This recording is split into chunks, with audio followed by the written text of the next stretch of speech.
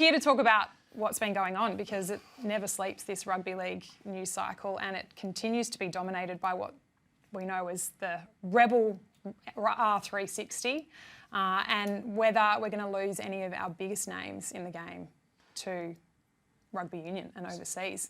So my understanding, and correct me if I'm wrong, it's a game that's an idea that is starting to sign players, but World Rugby hasn't sanctioned it. It might start in October, and there's a lot of players willing to go for a lot of money, right? So, look, I think our game is going to be strong no matter what competitions come on the agenda. But V'landys has spoken strong, bit heavy-handed for my liking. Players can come and go as they wish. But at the end of the day, if I'm a player that's either Pappenhausen, Lomax or Payne Haas that may be leaving, geez, I want that money up front because they're just leaving rugby league with his guaranteed income to something that may or may not happen. So I think it's a bit headlines at the moment, but I'd be very interested to see if it comes to fruition and if Peter V'landys still hands down that 10-year ban, because if I'm a player, there's obviously ways around it. I've got a little bit of a different take. I'll talk about Payne Haas firstly. The game's given him everything. You know, he can be a legend in this game for the next 30 years. Mate, you think about it. If he stays a one-club player and he stays at the Broncos, he'll earn that money anyway. I mean, it's what you get like when you finish playing and all that sort of stuff that should come into your mind. If he stays at the Broncos, which I think he will, I think he'll stay.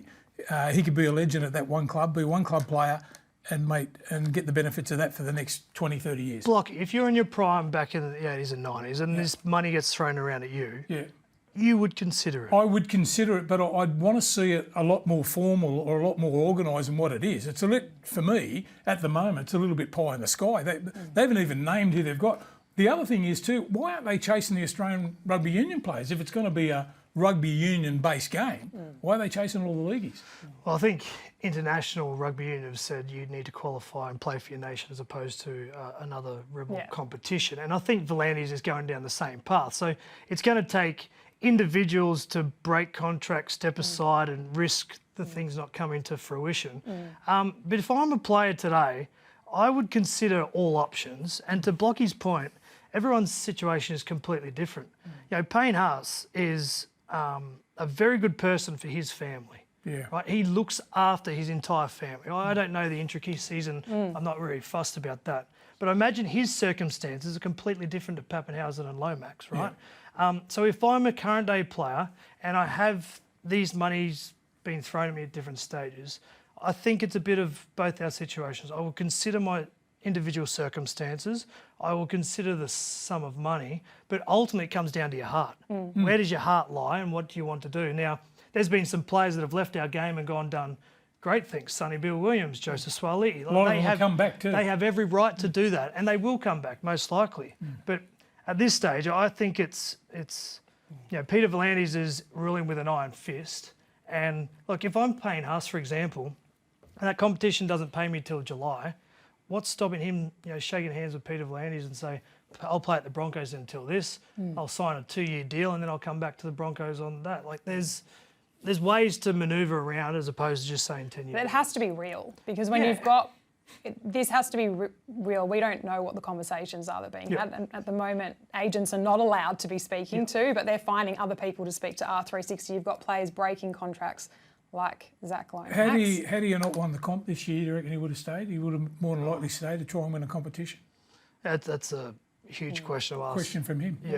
Or for him. But I think what Peter's doing is he's protecting his patch. He's protecting our game. But he must know, he must be hearing that it is a real threat of happening because you don't come out as heavy-handed as a 10-year ban if you're not worried that you could lose big-name players. And if you don't make that stance and Payne is the first of many to go, then if that's you the have case, to put a deterrent in there somewhere. Then it's the game's obligation to make sure if someone like Payne Haas, Zach Lomax, Ryan Pappenhausen leave, that we have another sort of, you know, front rower coming through like Lindsay Smith. We have another, you know, half like Tom Dearden on Ethan. They'll keep going. They'll just keep coming along. Production lines. The game needs to invest in the production line. So then it forces the game to be better. A competition like this may only be, if it does get off the ground, a better thing because it forces the NRL to make sure their house is in order, that players won't go. But the game has looked after the players better than it ever has now. I mean, you know, we're talking But you can't about, compete with $3 million that no, Payne you Haas can't could compete get. with that, but it has to be a lot more stable than what it is, I would think. Before, I'd consider it, of course, if I was at the back end of my career and looking at that money, but how's it guaranteed? Well, I think one of the areas for our game to improve, and we've seen what the Pacific Championship had done at the back end of this year recently, is the international game. We're only touching the surface of what that could possibly be, right? So I think the International Rugby League, the National Rugby League need to get together and work out a better format for the international game, because we saw how powerful Samoa, Tonga and New Zealand were. We saw the Cook Islands, Fiji and PNG play the Ashes over there in the UK. So there is something there that says that the international game can match what rugby union has at the international level down the track. And I think that's an area our game needs to focus on. So back to Payne Haas though, if he is seriously weighing this up and does look to leave, is there something more the game needs to do to try and keep him? Is there anything they can do to try and keep him? Not within the rules that are actually designed at the moment. But then it's very grey once you start opening up for someone, say Payne Haas. What's the difference between making salary cap exemption for Payne Haas You'd have to do it for everyone. another player, right? That will come down to very grey areas for the game to navigate through. I think the protection of a Payne Haas, Zach Lomax and Pappenhausen all comes through investing in grassroots and making sure that production line of player comes through, because for every player we leave, we'll pick up another superstar coming through. I didn't think talking about Payne Haas, I never thought I'd see a bloke better than Glenn Lazarus. Mate, this guy, the longer his career goes on, if he stays in rugby league, he could surpass him. And I didn't think I'd ever see a better one than him. So, you talk about production line, who's to know there's not another few coming through? You know?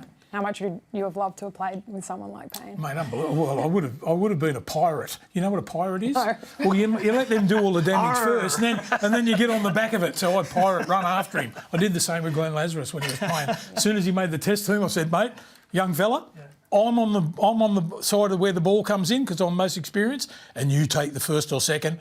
He skittles them, and then I come on the back of him.